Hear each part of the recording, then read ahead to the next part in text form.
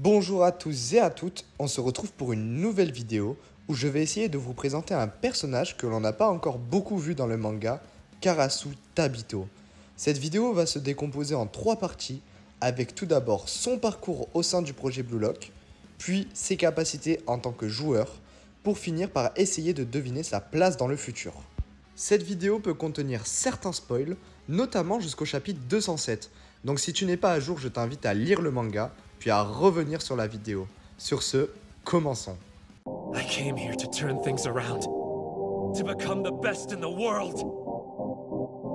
Unless I beat someone stronger than me, that won't happen! Karasu Tabito est un personnage qui nous est introduit plutôt tardivement dans le manga lors de la 3ème sélection.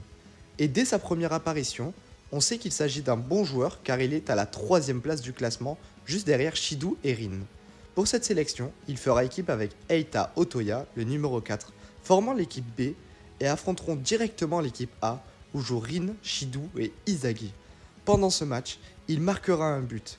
Et on peut remarquer qu'il forme un très bon duo avec Otoya, et grâce à cette sélection, il jouera en tant que titulaire pour le match opposant le Blue Lock 11 à l'équipe U20 japonaise, où Ego dira même que Karasu fera partie du cœur de la formation en alternant les phases défensives et offensives.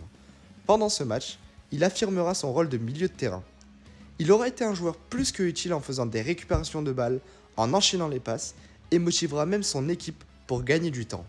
Et enfin, pour le dernier arc actuellement en liste, la Neo Egoist League, il joue aux côtés de Julien Loki, le prodige de 17 ans pour le PXG français, avec les 2 meilleurs attaquants du projet Blue Lock, Shido et Rin. Pour le moment, il possède une prime de 12 millions de yens et a reçu une offre du PXG pour le monde professionnel. Pour ce qui est de ses capacités, Karasu est un joueur surprenant qui se démarque des autres par ses différentes capacités. Selon moi, il en possède 2. Tout d'abord, il a un très bon jeu de main, comme on l'a vu lors de la 3ème sélection où il affronte l'équipe A. Il aura gêné à de multiples reprises Izagi et se sert de sa main de différentes manières.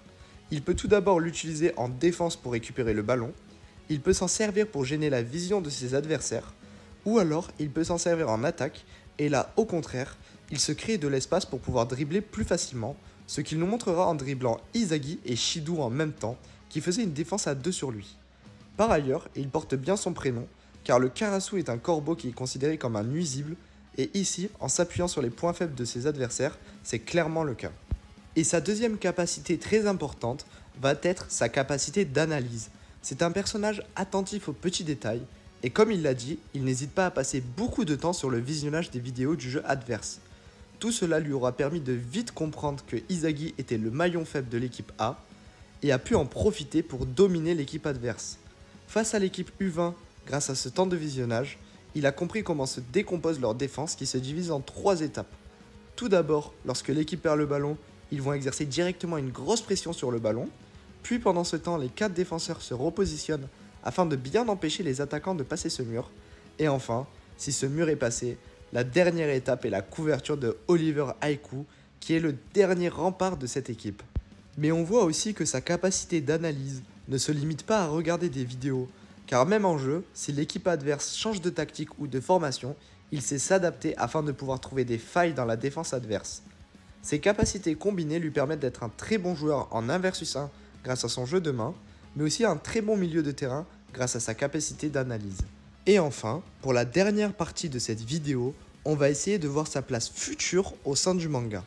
Tout d'abord, on voit qu'il possède une place très importante dans le projet Blue Lock, comme lorsqu'il motive son équipe. Ça aurait été un des seuls joueurs du manga à le faire. On a aussi vu que c'est un passionné de football et possède un petit peu un rôle de mentor pour Yorio. Ces 2 joueurs jouaient ensemble avant de rejoindre Ego. Il est possible que ce soit Karasu qui lui ait enseigné son style de jeu. Cependant, on sait que Yori en connaît beaucoup sur le flow. On a pu voir ça lors de la 2ème sélection, lorsqu'il jouait avec Izagi. Il n'est donc pas du tout improbable qu'il puisse l'atteindre un jour, et donc que Karasu aussi, même s'il dira que le potentiel de Yorio est meilleur que le sien. Selon moi, il va jouer sa future place de milieu avec Reo. Même si Reo est très polyvalent et peut jouer tous les postes, on a vu que milieu est bien pour lui. Mais on n'a pas encore vu la marge de progression de Karasu, son but étant de faire briller Rin et Shido.